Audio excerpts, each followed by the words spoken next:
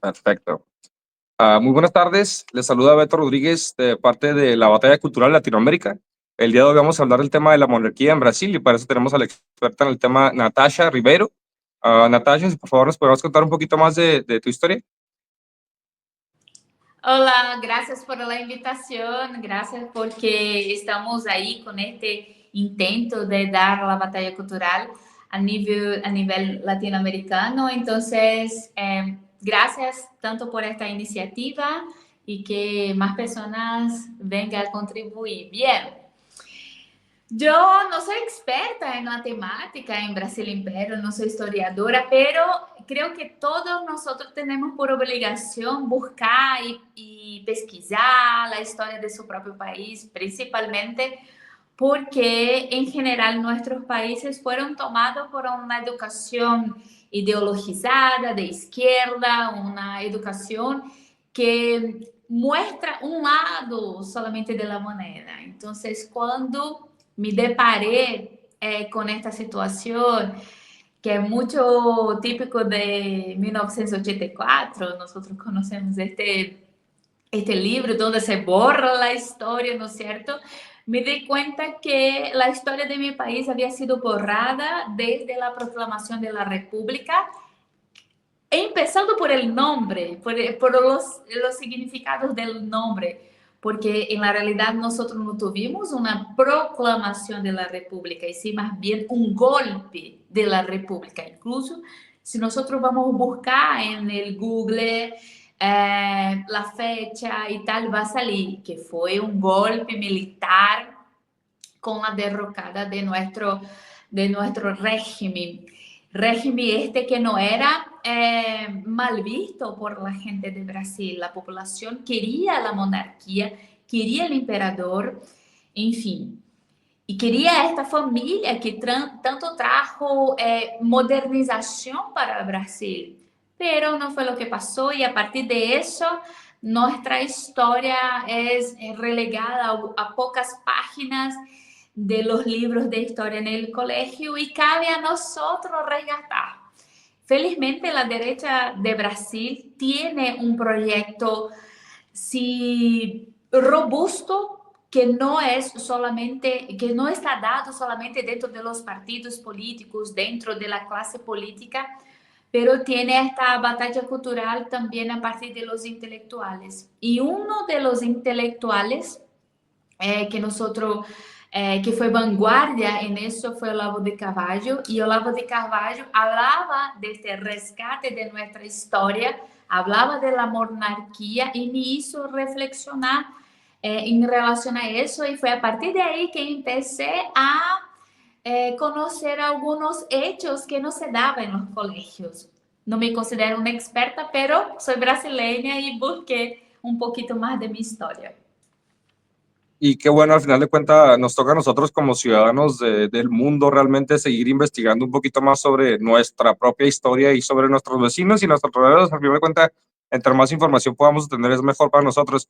El tema de la monarquía es un tema en el que muchos no estamos tan enterados.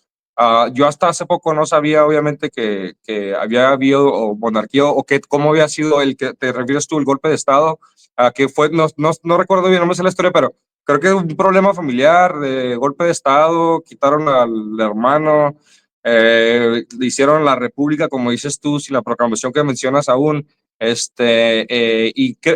Tengo entendido que de alguna manera se renunció a la monarquía por ser exiliados, la monarquía portuguesa en Brasil, porque obviamente fueron conquistados por el gran imperio portugués, en su momento era muy poderoso. Creo que la historia está cuando Vasco de Gama, en vez de irse para el sur en cuestión alrededor de África para ir a, Uhum. a India, terminó yéndose a Brasil. De hecho, no fue Vasco de Gama, fue Cabral, ¿no? No fue Vasco de Pedro Gama. El primer Álvares viaje fue Cabral, Cabral. sí, Ajá. Sí, sí, entonces, él llega en Brasil en 1500 y ahí empieza, llega con 1500 hombres, empieza todo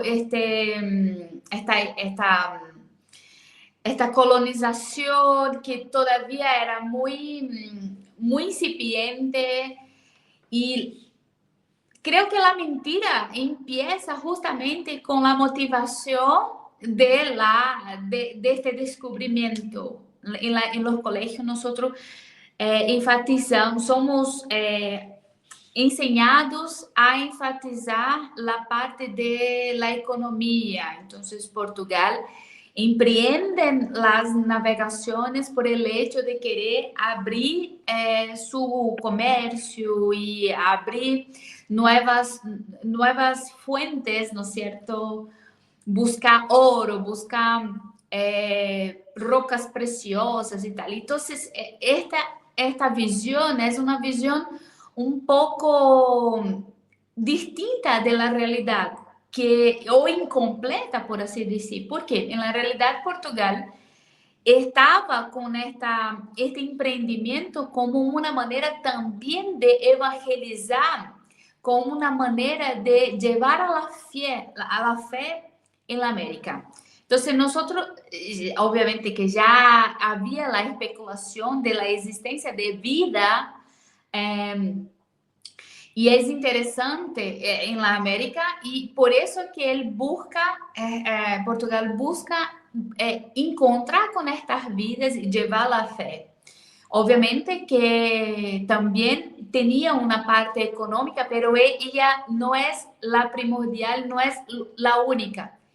Inclusive, en las cartas que Pedro Vaz de Caminha, que es considerado el primer historiador de Brasil, él describe que en su primera carta que no sabía si había rocas preciosas, si había oro, pero una cosa tenía seguridad, que había almas y personas que estaban, que necesitaban conocer esta fe. Portugal, muy religioso, luchó contra los islámicos a lo largo de la historia. Entonces, conocer la historia de Brasil sin conocer la historia de Portugal, creo que este gran error que nosotros brasileños cometemos. Entonces, conocemos Brasil a partir de 1500 y ya, y no, hay una historia de lo por qué que Portugal hizo este emprendimiento, que incluso hay un romancista, Fernando Pessoa, portugués, que habla así que las lágrimas que los mares del Atlántico había sido regado por las lágrimas de las personas, de las madres, en fin. ¿Por qué? Porque mucha gente moría en el medio del camino por este emprendimiento que no es puramente económico. Entonces, esa es la primera equivocación. Llegando Pedro Álvares Cabral en Brasil con 1500 hombres, no tenía la posibilidad de sobrevivir sin la ayuda de los nativos, porque él estaba en una tierra completamente extranjera, inhóspita, llena de bichos, un país tropical donde había prácticamente una guerra civil de la naturaleza hacia el hombre, ¿no es cierto? Porque en Brasil todos los años, incluso hasta hoy en día, muere mucha gente por malaria, chikungunya, dengue, las plagas naturales que nosotros tenemos. Entonces, ¿cómo que estos hombres, 1500 hombres, iban a sobrevivir en una tierra inhóspita contra nativos armados? Si bien no eran las mismas armas que tenían los portugueses, pero con sus armas y conociendo la geografía. En la arte de la guerra, nosotros sabemos que conocer la geografía es uno de los factores esenciales para ganar un territorio, para preservar el territorio, en fin. Y ahí la pregunta es, ¿solo pudieron sobrevivir y hacer morada, no solamente estos portugueses que llegaron, pero tantos otros, porque hubieron anuencia de los nativos de la tierra? ¿Por qué había anuencia? Porque muchas de las tribus que estaban en los litorales brasileños, eran tribus completamente bárbaras, en el peor sentido de la palabra, caníbales y nómades que caminaban por todo el litoral y hacían la vida imposible de tribus de indios, ¿no es cierto?, de indígenas que eran más pacíficos y tal. Entonces, estos indígenas pacíficos que eran que eran territorialistas, ¿no es cierto? No sé si la palabra territorialista, pero que no eran nómades, era antónimo de nómades, que tenía su vida instaurada. Ellos... Sedentarios, ¿Ah? como sedentarios. Como era sedentario, sería esta palabra. O sea, que se quedaba en una sola región. Ellos terminaron ayudando a estos portugueses porque vía en ellos una manera también de sobrevivir contra estas tribus más violentas, caníbales. Entonces, lo que había no era, en Brasil, no era un pueblo homogéneo, no, era varias etnias que inclusive... increíble como que ellas se maltrataban unas a las otras y terminaba perdiendo territorio, sus mujeres. Y ahí vienen los portugueses y entregan tecnología desconocida para esta gente, entregan educación y obviamente se lleva algo que para los nativos era algo que no tenía valor. A la primera gran leva, el primer gran benesses que Portugal lleva es la madera, que incluso hoy en día da el nombre de nuestro país, pau-brasil, que es un árbol que salta que tiene los tecidos, o sea, la tela. Entonces, para un indígena, que un portugués llevara embarcaciones de este tipo de árbol y que él regalara una tecnología como los espejos, era lo máximo. Ahí nosotros vemos que es interesante que nosotros vemos desde el inicio que el hombre tiene la idea de oferta y demanda, aunque su idioma no sea grafado. Porque un indígena común de Brasil pensó, mira, yo tengo muchos árboles, pero no tengo nada de espejo. Y un portugués pensaba, esta tecnología, espejo, no es nada para mí. Entonces, hacemos este intercambio justo que uno mirando ahora, en 2025, piensa, no, eso fue completamente injusto. Pero en la época era totalmente injusto para ellos, para aquello que estaban pensando. Y fue así que se consolidaron en Brasil. Ahí nosotros ya empezamos a desmistificar toda la colonización de nuestro territorio y esta parte yo veo que es un poco semejante con lo que pasó con los españoles también. Hay mucho de misticismo, de mentiras y en fin. Y hay bastantes cosas. Pues sí, está muy interesante el tema. Obviamente es otro mundo y conocerlo es mejor. Y hablando del tema, ¿cómo es que nació tu interés por estudiar la monarquía en Brasil? Cuéntanos un poquito de eso. Mi interés fue justamente por desconocer mi propia historia. En la realidad, nosotros vivimos en Brasil una ruptura que impide que nosotros tengamos esta estima por nosotros mismos.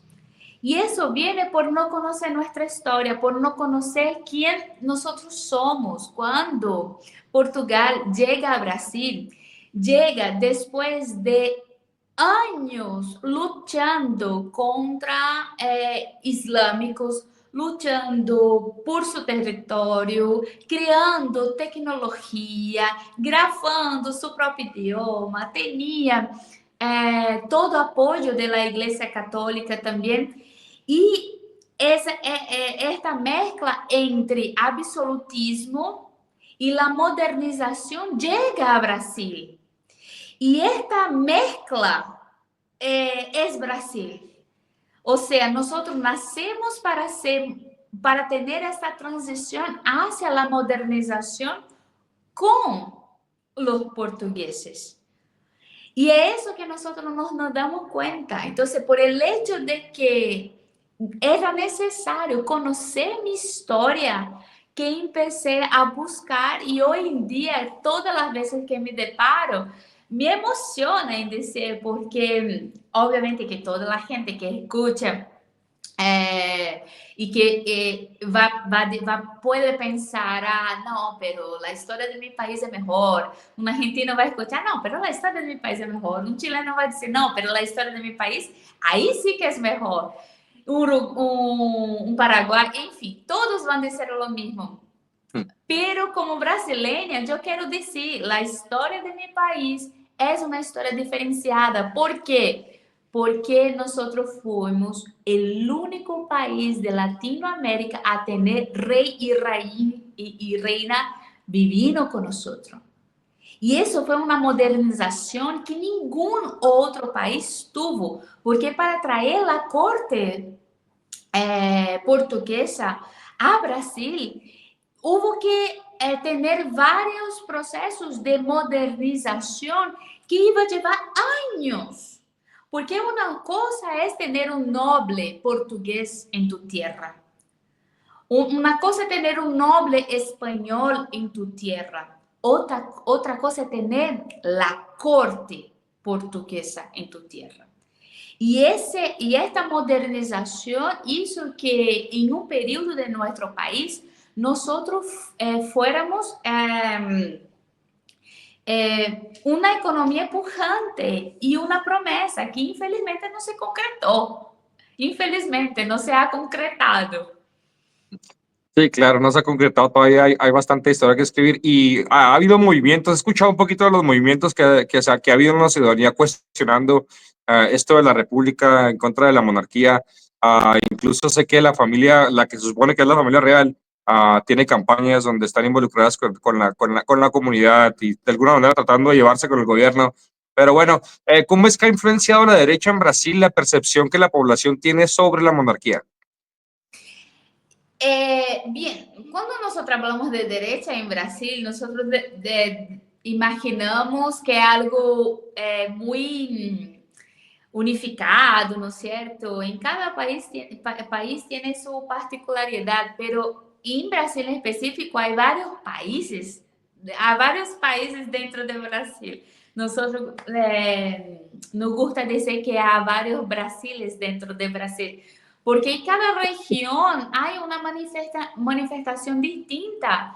Y la llegada de la educación, de la información también es distinta. Entonces, por ejemplo, es distinto el conocimiento de la derecha del nordeste de Brasil con el conocimiento de la derecha del sur de Brasil. ¿Y por qué digo eso? Porque yo veo que tiene una parcela una cota de la derecha brasileña que despertó no solamente para luchar en contra los temas básicos que están vigentes hoy en día. Por ejemplo, esta oleada LGBT por la ESI de Brasil, Educación Sexual Integral, por el aborto, por estos temas que son importantes que nosotros luchemos, pero que es más bien de la contingencia. Hay una parte de la derecha brasileña que despertó para la intelectualidad, y dentro de este despertar de la intelectualidad hay una búsqueda por conocer la historia, conocer nuestra literatura, conocer nuestra geografía, cosas que han sido tan retiradas de nuestros colegios. Entonces, este retorno de parte de una derecha que está buscando aprofundizar su intelectualidad. Y eso se debe a un movimiento que empezó con Olavo de Carvalho ya lo cité aquí, y ahora continúa con sus alumnos. Entonces, en Brasil es muy común tener clubes de lecturas. Hay clubes de lectura, por ejemplo, antifeminista, donde muestra toda la historia del movimiento feminista, empezando desde el iluminismo hasta los días actuales, de más de 12.000 alumnas. Pero Wow. 12.000, óbvio que existem vários clubes, pero 12.000 alumnas dentro de um universo de 240 milhões de habitantes, falta muito todavia, pero eu vejo que é algo. De la misma maneira, eu vejo que existe clube de lecturas de los clássicos brasileños, existe clube de lectura de la geopolítica brasileña, existe clube de lectura que muestra a história de Brasil, e cada clube de lectura que son liderados por intelectuales distintos, muestra un poco de lo que podríamos ser. Y ahí yo pienso que este movimiento monárquico ha crecido. Si nosotros vamos a ver, por ejemplo, lo que era, lo que las personas pensaban de la monarquía hace unos años atrás y de lo que piensa hoy, es distinto. Y yo soy una de estas personas. Una persona que antes siempre fue de derecha, nunca me identifiqué con la izquierda, pero que no tenía un posicionamiento en relación a la monarquía. Si yo, inclusive si alguien me preguntara sobre la monarquía, yo iba a decir la típica respuesta que la gente dice, que es una familia por sobre toda la población. No son electos democráticamente, o la democracia es lo mejor que hay. Yo iba a decir las mismas respuestas que la mayoría de las personas sin una investigación más profunda.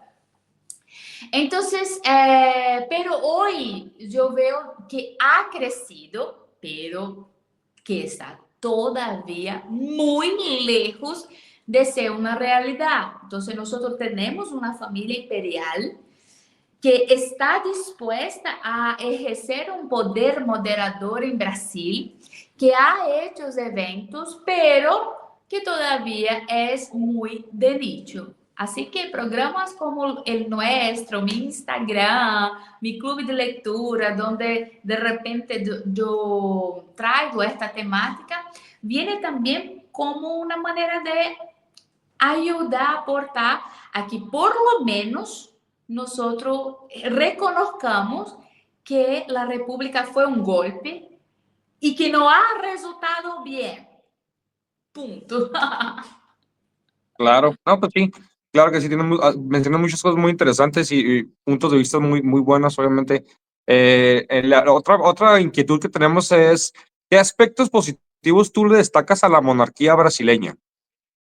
Bien, empezando por la modernización que nosotros tuvimos. Y es interesante porque la monarquía en Brasil, cuando llegó en 1808, la gente, la historia que es pasada en los colegios es que el rey de Portugal, el príncipe de Portugal,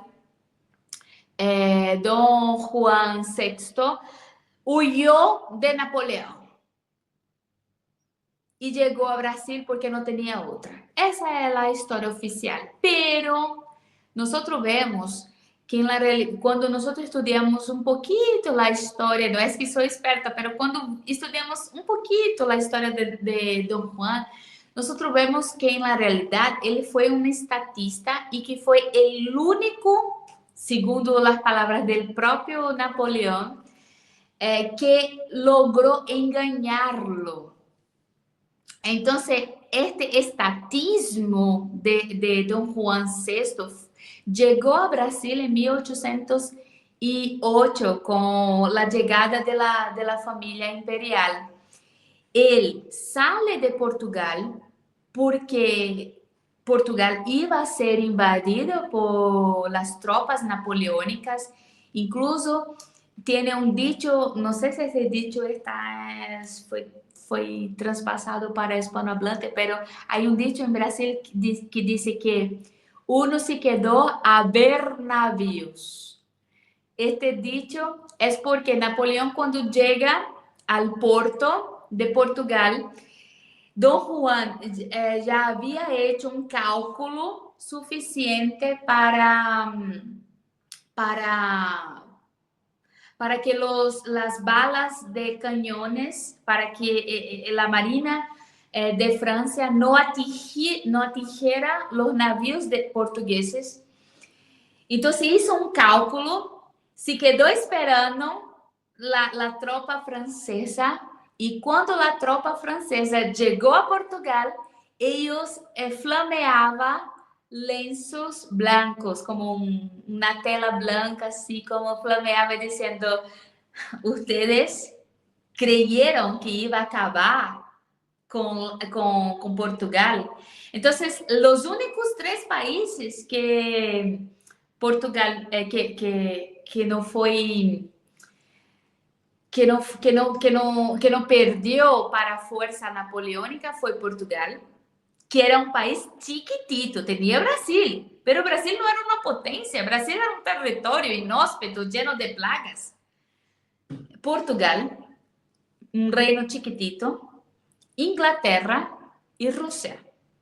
Estamos hablando que Portugal fue, y Napoleón en su escrito, en una de sus últimas palabras, cuando él fue aislado en enfim, Santa Helena, quando ele foi aislado em Santa Helena, ele disse, el único rei que logrou enganar-me foi Dom Juan VI, este rei de Portugal.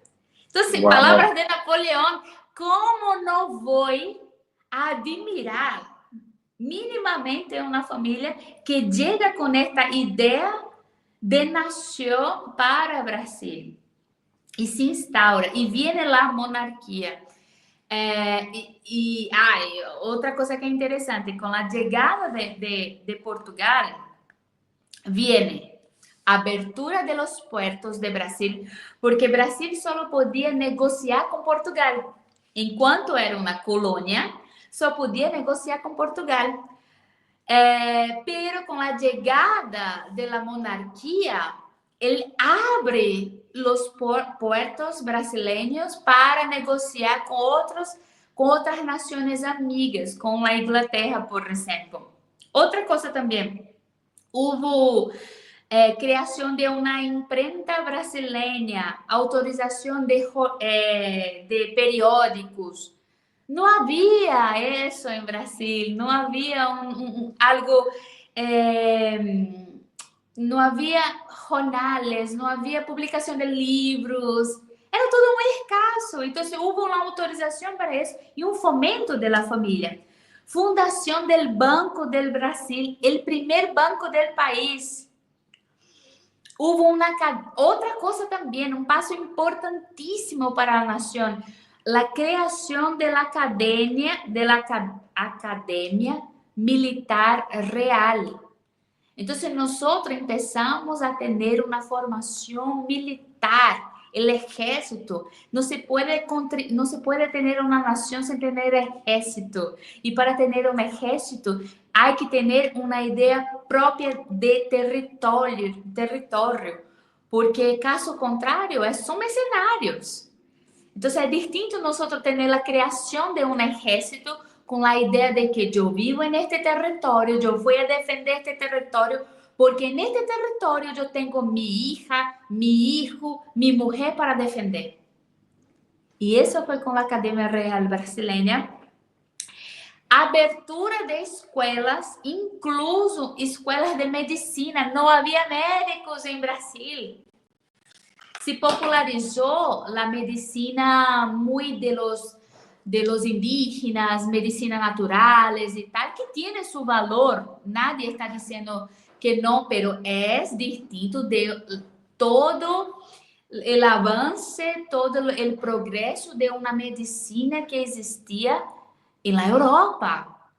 Entonces, era necesario traer eso para Brasil. Outra coisa, instalação de uma fábrica de pólvoras, não é Ok. certo? De armamento. Por quê? Porque se havia uma academia real militar, tinha que haver toda a munição necessária. E isso, outra coisa, quando Portugal vino, quando a corte vino a Brasil, trajo toda a biblioteca de la corte. La mayor biblioteca de la América Latina está en el Río de Janeiro. Una biblioteca imperial así hermosísima. Así, eram coisas que nenhum outro país tinha. Eles estavam peleando por la fragmentación de los territorios. Entonces, sí, perdóname, pero nosotros estábamos ahí. Entonces, eso viene de la familia real. Ahora, es muy triste que los brasileños no entiendan el valor de eso. No entiendan que eso fue un punto primordial en nuestra historia y no de valor en eso. Entonces, esas son una de las cosas. Otra cosa también que fue muy importante fue la preservación de la grandeza del territorio. ¿Por qué? Don Juan, y como dije, él era un estatista. Antes, por ejemplo, de llegar a huir de Napoleón, él había entregado diamantes para Napoleón, cartas, había dicho que iba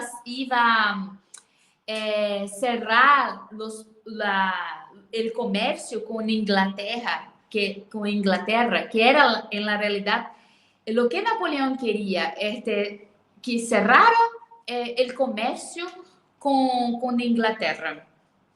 Entonces, antes él trabajó con el tiempo y programó ir a Brasil.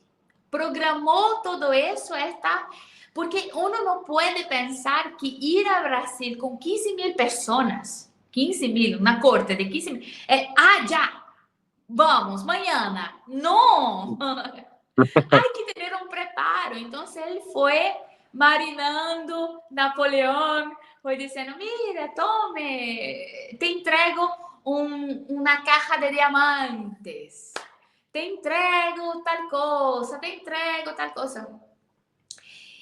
Y cuando, y eso, porque yo creo que me perdí en eso, estoy un poco, yo que estoy un poco más mareada de tantas informaciones, pero bueno, fue eso. Entonces, Brasil empezó a tener esta idea de nación, brasileños, con la llegada de los portugueses y más todavía con la llegada de Don Juan de la corte portuguesa en Brasil, con la creación de todo eso.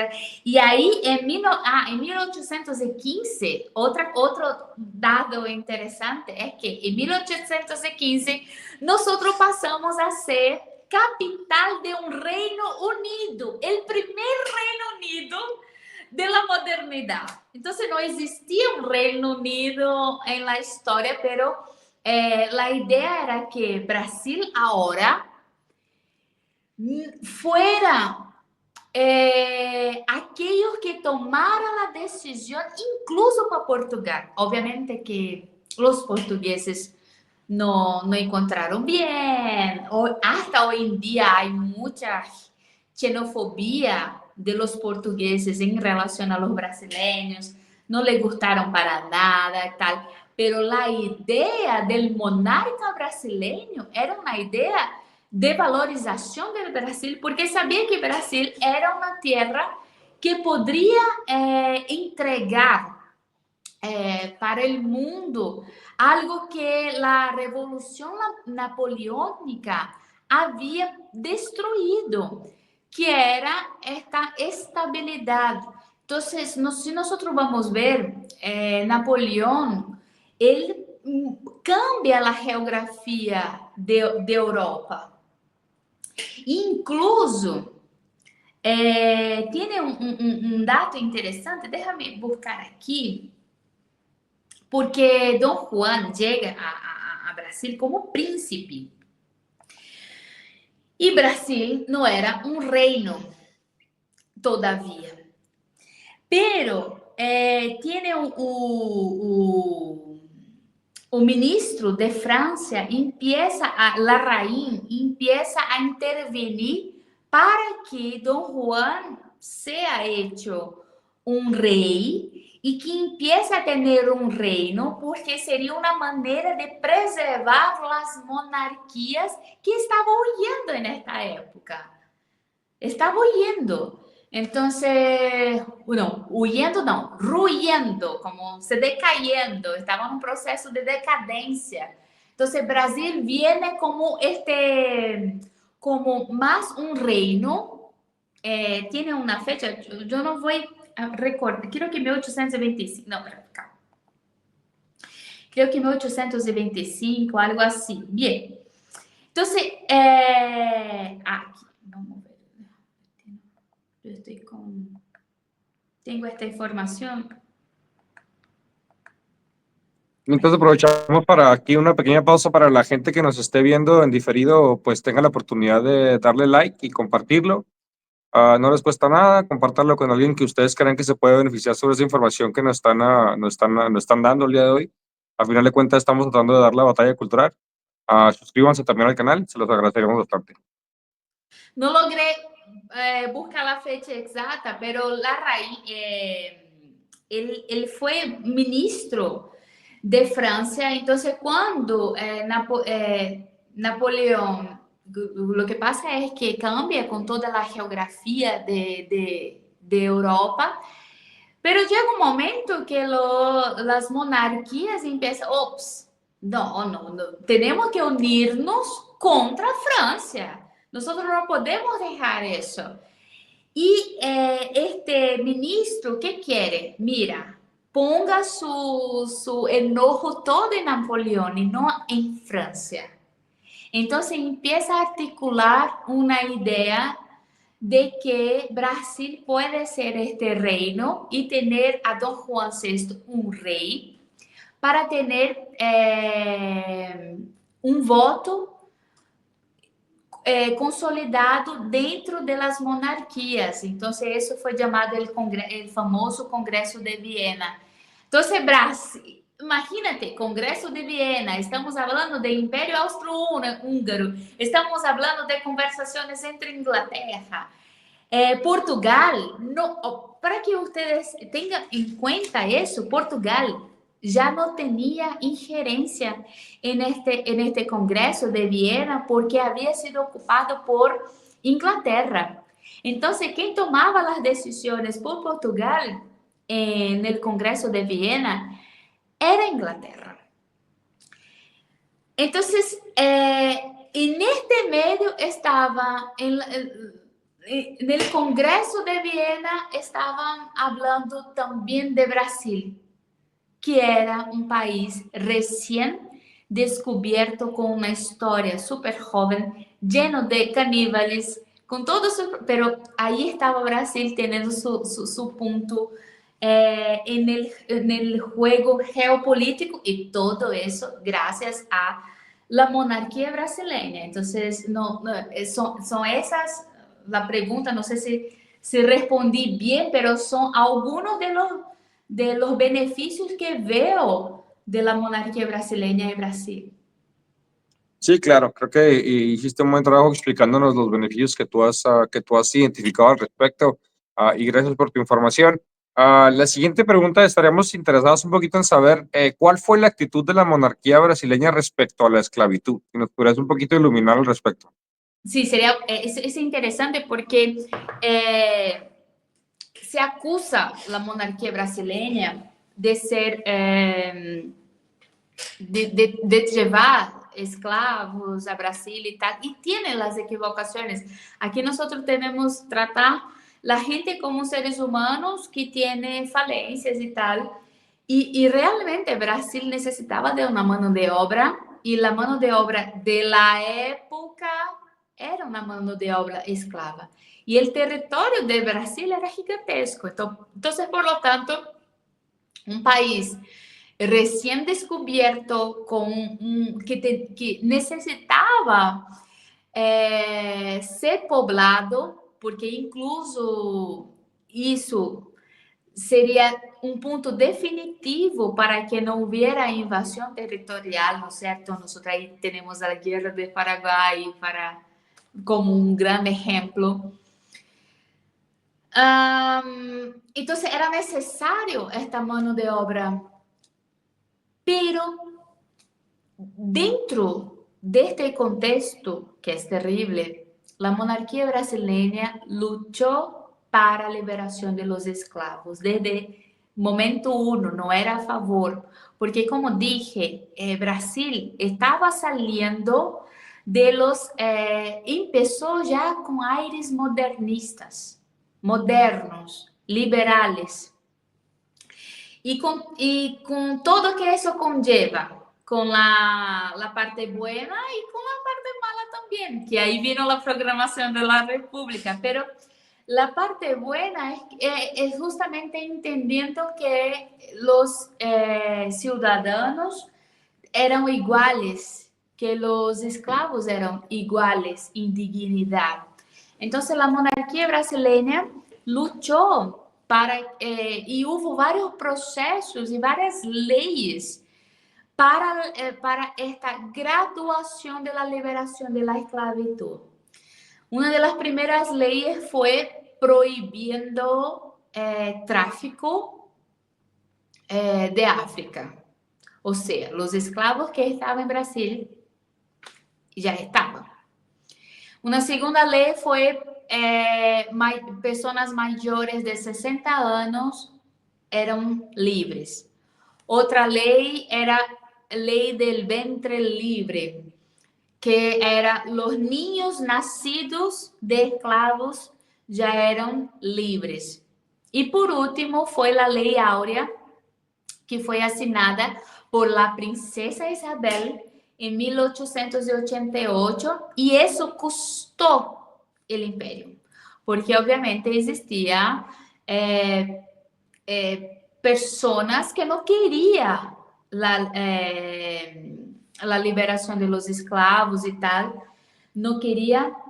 ¿Por qué? Porque sería, ahí nosotros también tenemos que poner nuestra mirada en las personas de la época. Sería pérdida de capital económico, de su propiedad privada. Quien era dueño de esclavos entendía que tenía una propiedad privada y que el Estado, en la mano del emperador, estaba quitando su propiedad. Entonces, no que estoy de acuerdo con eso, para que la gente lo sepa, soy cristiana, pero uno tiene que entender la época de acuerdo con su época, y fue uno de las problemáticas que la familia imperial tuvo en Brasil. El hecho de que querían sí liberar los esclavos, tener una ley a partir de hoy, no va a tener más esclavos en Brasil, pero necesitaba de un plan, necesitaba de una progresión, necesitaba de reemplazar esta mano de obra, y otra cosa, una cosa que no hubo, y que incluso la República prometió, pero no concretó, que fue un plan para que los esclavos que fueran liberados, tuviera como, por ejemplo, educación, una manera de subsistir. Porque lo que pasó es que la monarquía tenía este plan, que no fue concebido antes, pero que iba a darse a lo largo del tiempo. Ellos estaban escribiendo un plan para que los esclavos tuvieran educación, escolarización, tuvieran cómo se mantener, Porque como que nosotros vamos a lidiar con una masa de personas que no tienen ninguna educación, que no tiene casa, que no tiene tierra, que no tiene medios de subsistencia, que no tiene herramientas para cultivar una tierra?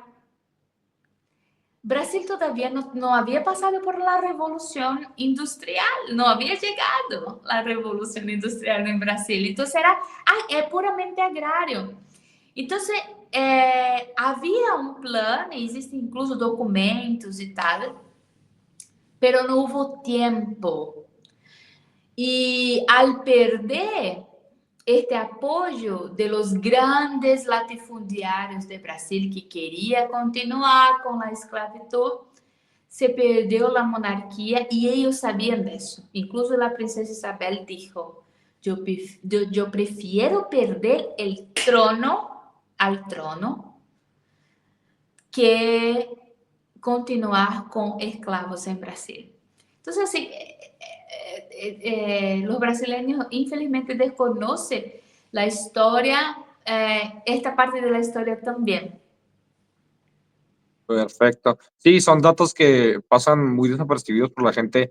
No puedo hablar por la gente de Brasil porque no soy brasileño y no convivo en eso, pero asumo que la gente, por ejemplo, en mis países a veces pues pecamos de cierta ignorancia, no sé si selectivamente o a conciencia completa, ¿verdad? Pero lo bueno es de que tratamos de hacerlo lo que podemos para tratar de mejorar la conciencia de la comunidad al respecto y por eso te lo agradecemos. Tocando ese poquito ese tema, ¿nos puedes contar un poquito cómo es que la monarquía brasileña veía el papel de la mujer en la sociedad? No, ese es otro punto también, porque, por ejemplo, la monarquía brasileña permitía, no eran todas las monarquías que se lo permitía, que las mujeres heredasen, como fueran sucesoras del trono. Ok. Entonces, la monarquía brasileña tenía la primogenitura.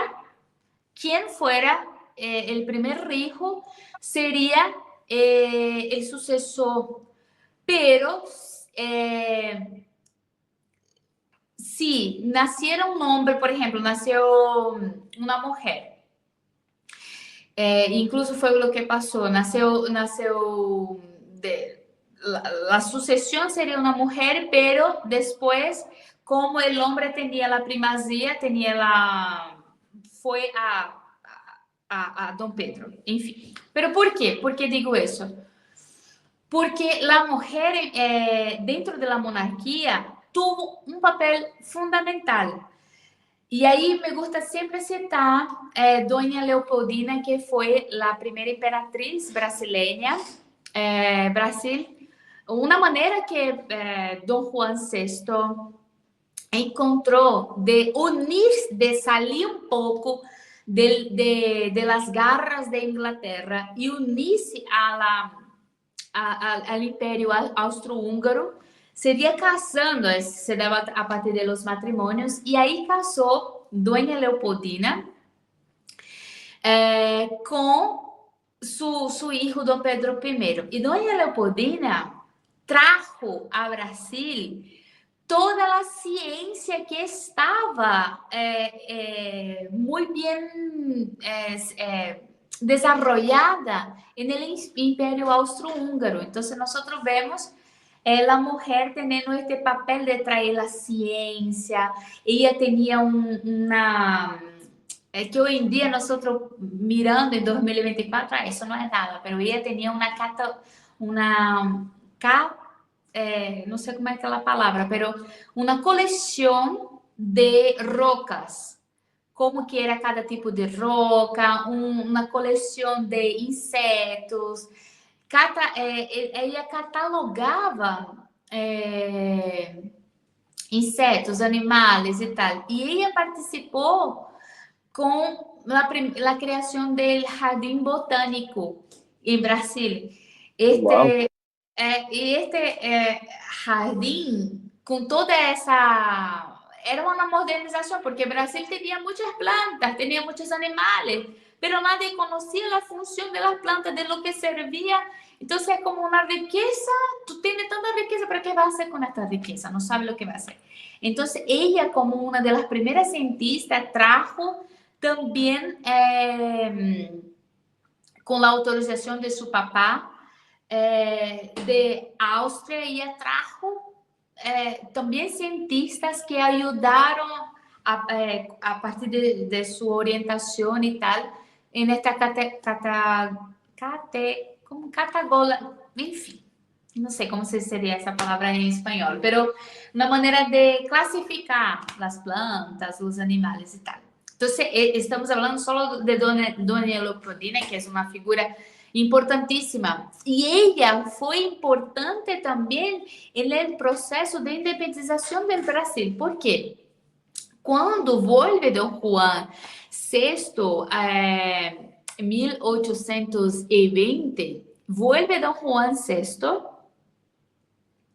porque está habiendo una revolución liberal en el Porto, donde la gente empieza, el reino está aquí, vamos a proclamar la república, así como nuestra propia revolución francesa, pero en Portugal.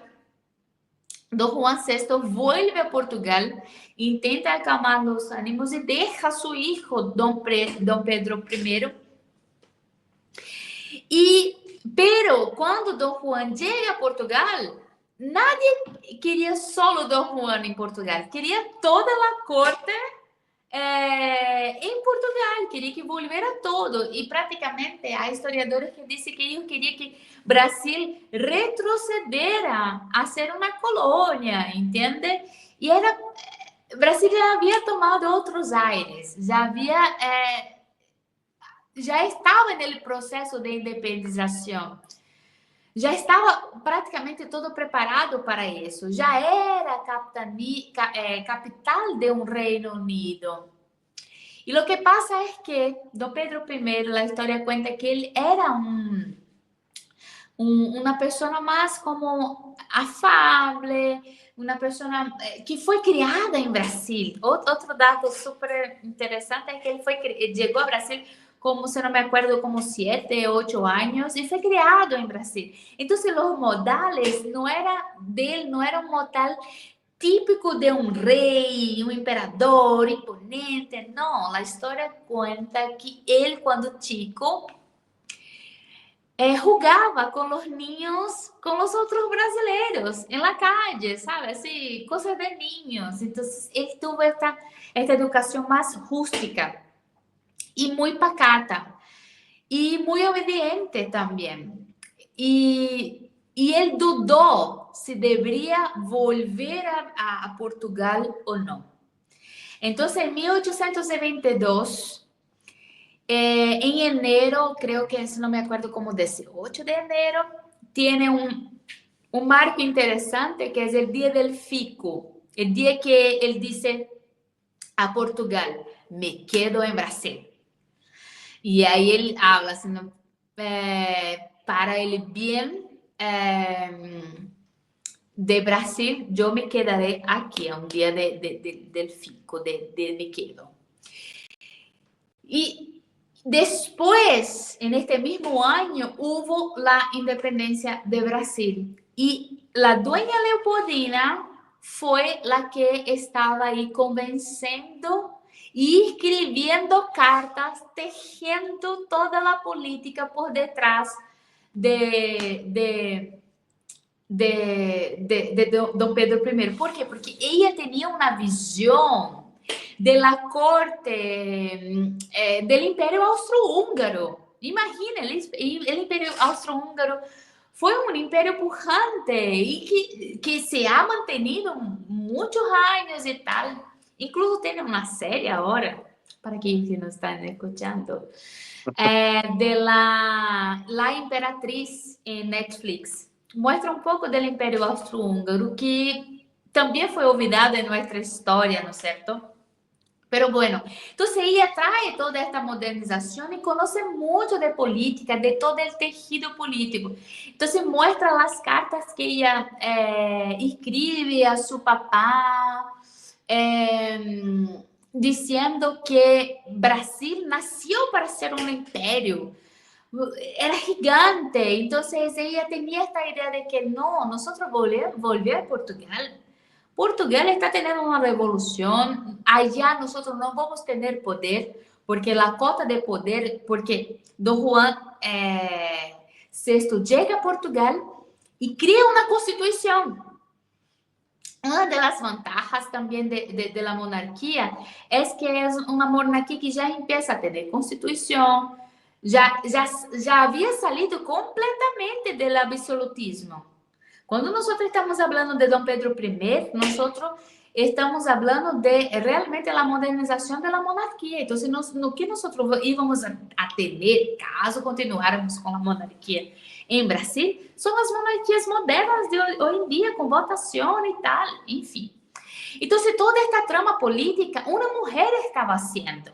Otro punto interesante, en nuestra primera constitución, que cayó con la proclamación de la República, decía que todos los brasileiros letrados, o sea, todos los escolarizados, todos los brasileños podrían, que tenía escolarización, podría votar. Todos.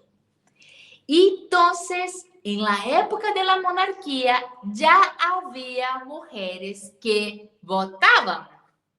Porque lo que pasó, un dato interesante, no me acuerdo el nombre de fue una dentista, la primera mujer a votar en Brasil, en la época de Brasil monarquía, de Brasil imperio, en la realidad, el término correcto, en la época de Brasil imperio. Fue una mujer que, al no encontrar escolarización, escuelas en Brasil para mujeres, viaja a Europa, se titula y vuelve y saca su tarjeta de electora porque, como estaba escrito brasileiros, englobaba hombres y mujeres. Solo que la República, con el golpe, y la nueva Constitución habla, no, brasileiros son los hombres y prohíbe a las mujeres de votar. Oh, wow. Entonces, muchas mujeres perdieron el derecho al voto con la proclamación de la República, con los militares en poder. Y son cosas que nosotros, en general, esta información en la realidad de esta dentista, yo descubrí hace poco, porque son investigaciones que uno va teniendo que buscar un historiador aquí, otro allá, cómo que eran los votos de las mujeres en Brasil, cómo que fue la ruptura. Entonces, como estudio, me gusta estudiar el movimiento feminista, obtuve esta información hace poco. Entonces, esa era una de las cosas. Por ejemplo, quien firmó la ley áurea en Brasil, que es la ley de liberación de los esclavos de Brasil, fue una princesa, fue una mujer. Entonces, nosotros teníamos mujeres que ya gobernaban y que incluso tenían autoridad de firmar una ley para liberar hombres. Porque los esclavos eran hombres y mujeres, obviamente, pero una mujer estaba por arriba de muchos hombres de la época, incluso firmando una ley para su liberación.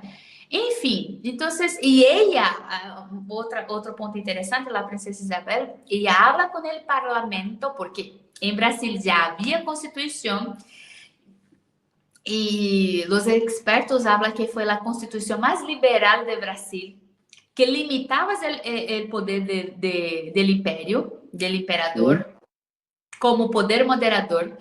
Una constitución liberal.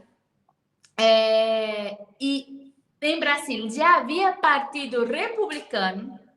Imagínate, una monarquía que permitía la existencia de un partido republicano. y existía el Partido Conservador también.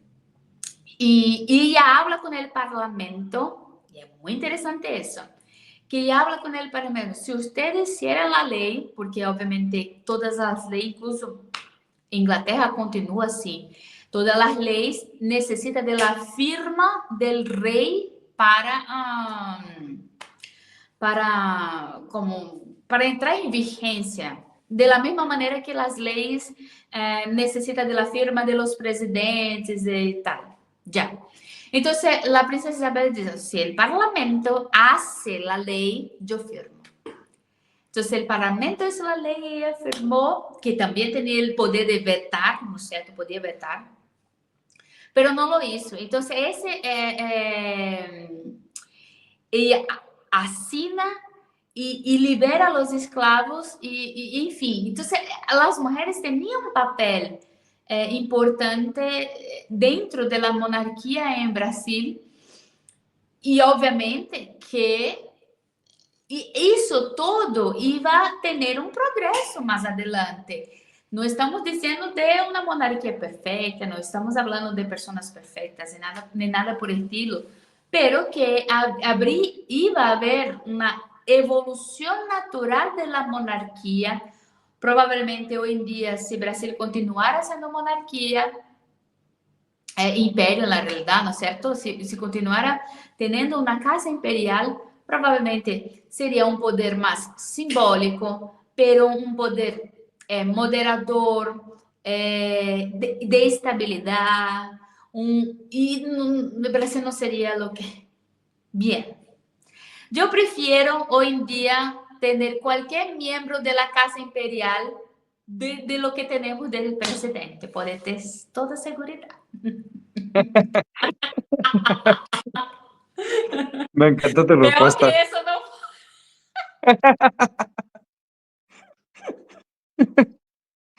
Esa fue la respuesta perfecta. La verdad, pues sí, tienes mucha razón. Te agradezco mucho por esta pequeña clase de historia que nos has dado a todos nosotros.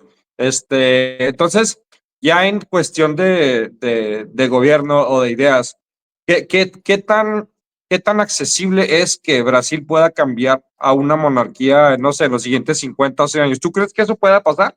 ¿O realmente simplemente son ideas que la gente está teniendo, se están motivando? No, fue lo que dije, así falta mucho para que la gran masa tenga esta tomada de conciencia, pero lo que hay un movimiento, que ese movimiento es más factible, es el cambio de nuestra constitución. La derecha en Brasil ya habla de un cambio de constitución, porque nuestra constitución es una constitución socialdemócrata que entrega mucho poder al poder judicial, y hoy en día nosotros vivimos una suplantación del poder judicial en relación a otros poderes. Entonces, en Brasil ya no existe libertad de expresión plena, ya no existe propiedad privada plena, la garantía de una propiedad privada, porque un juez de la Suprema Corte brasileña puede, por cualquier cosa, confiscar los bienes de una persona, el dinero de la cuenta, en fin. Isso já ha passado. Apoiadores de Bolsonaro em Brasil já sofrem persecução, incluso monetária. Não é só uma questão de que me caiu um post em Instagram. Não estamos falando só disso. Estamos falando de persecução monetária, de pessoas que tuvo todas as suas redes sociais silenciadas, enfim. E tudo isso porque um poder está suplantando outros poderes. Então, hoje em dia, a direita brasileira, coisa que anos atrás era impensado, porque nossa Constituição, a gente dizia assim, com a boca llena, é uma Constituição que garantiza todo. pero garantiza vivienda, garantiza educación, garantiza salud, toda la cuestión trabajista está también a nivel de PEC, pero no entrega nada a la gente. Entonces, una socialdemocracia que promete todo y no entrega nada. Entonces, en este cambio de constitución que ya estamos hablando, pero que no estamos hablando para los próximos 10 años, no estamos hablando para tan cerca, creo que es posible, dentro de un cambio de constitución, nosotros pensarmos en la adquisición de un poder moderador, que puede ser una república parlamentarista, obviamente. Y puede ser, este poder moderador podría ser, eventualmente, el retorno de la Casa Imperial, pero esa ahí ya es una posibilidad como así muy escasa. Veo que en nuestra Constitución, una nueva Constitución abre espacio para crear un nuevo poder moderador. Eso sería importantísimo. Bien, nosotros estamos hablando, no sé de qué país eres, pero aquí en Chile también hay 3 poderes: legislativo, ejecutivo y judiciario, pero hay muchos países que tienen 4 poderes, incluso tiene países que hay 5 poderes. La soberanía popular, hay 5 poderes, un poder moderador que es por la monarquía, por representante de la monarquía, poder legislativo, poder ejecutivo, poder judiciario. Entonces, cuanto más poderes un país tiene, más fragmentación del poder en estos poderes. No sé, me hablé un poco enredado, pero cuanto más poderes, menos concentración de poder en uno solo. Entonces, yo pienso que el presidencialismo, de la manera como está dada en Brasil, es dada al fracaso. Nosotros ya logramos ver, vivimos de golpe en golpe. Incluso yo vivo en Chile. Existe también una conversación que da para otro en vivo sobre el parlamentarismo en Chile, porque también estos días estaba viendo un en vivo donde la gente empezara a tener esta conversación de parlamentarismo en Chile. ¿Por qué? Porque el sistema presidencialista concentra poder y la tendencia es que el poder judiciario concentre mucho poder. Y eso pasa inclusive en los Estados Unidos. ¿Cuántas decisiones, por ejemplo, el aborto en los Estados Unidos fue dado la liberación a partir del Poder Judicial por muchos años? ¿O no? Sí, claro, claro, tienes toda la razón. Y pues sí, es un tema muy controversial, obviamente. Mencionaste un par de cosas muy interesantes también de que nos va a tomar otro en vivo. Por ejemplo, el hecho de que los políticos pues mienten, prometen mucho y no entregan nada. Y es algo que le pido a la gente que escuche sus candidatos, que se vea sus promesas, que indaguen sus promesas para ver si realmente son cosas que se pueden hacer. Una cosa es yo como candidato decir que le quiero dar $1 millón a la gente al mes, y otra cosa puede que yo lo quiera hacer, pero ¿lo va a pasar el sistema legislativo? ¿Lo va a pasar el Congreso? No, obviamente no va a pasar. Entonces hay que indagar un poquito más, identificar estas falsas promesas para que no nos sigan mintiendo, pero lamentablemente pues la política en sí es engañar a la gente mayormente, y es tratar de convencerlas de algo en lo que no existe. Entonces, le recomendamos a la gente que indaguen un poquito más. También que nos den un poquito aquí like, pulgar arriba, y compartan con familiares, amigos, con alguna persona que ustedes crean que se pueda beneficiar de la información. Natasha, yo te quiero agradecer tu tiempo, tu información también y tu experiencia en el tema. Y pues invitando a la gente aquí a que se suscriba, que siga al pendiente de las transmisiones, que también le den like a la campanita para que les den las alertas cuando estamos publicando algo. Y pues sin más, ¿nos puede decir, Natasha, dónde te puede encontrar la gente? ¿En qué redes sociales? ¿Dónde te pueden encontrar? Mira, yo tengo un canal de YouTube donde hago programas en vivo también, reseña de libros, se llama Club Lit. Entonces, abajo va a estar en la descripción probablemente el link para mi canal de YouTube. Entonces, pido a todos que se suscriban al canal y que pueda ver las reseñas. Nosotros tenemos varias reseñas de libros, tiene Agustín Laje, Nicolás Márquez, tiene Cristian Rodrigo Iturralde. Entonces, todos estos libros de la batalla cultural, yo costumbro llevar sus reseñas en el canal, además de los programas en vivo. Muchas gracias por la invitación. Ojalá no sea la primera, yo hablé mucho, pero invitar una mujer brasileña, va a hablar mucho. Invitamos a una mujer experta del tema para que nos venga a iluminar sobre un tema en el que pues estamos mayormente ignorantes. Entonces, agradecidos contigo por tu tiempo. Esperemos esto no sea la última transmisión. Esperemos contar contigo para otras programaciones. Y pues muchas gracias por su tiempo y los dejamos el día de hoy. Que pasen muy buenas noches. Hasta luego. Les saluda Beto Rodríguez. Chao, chao.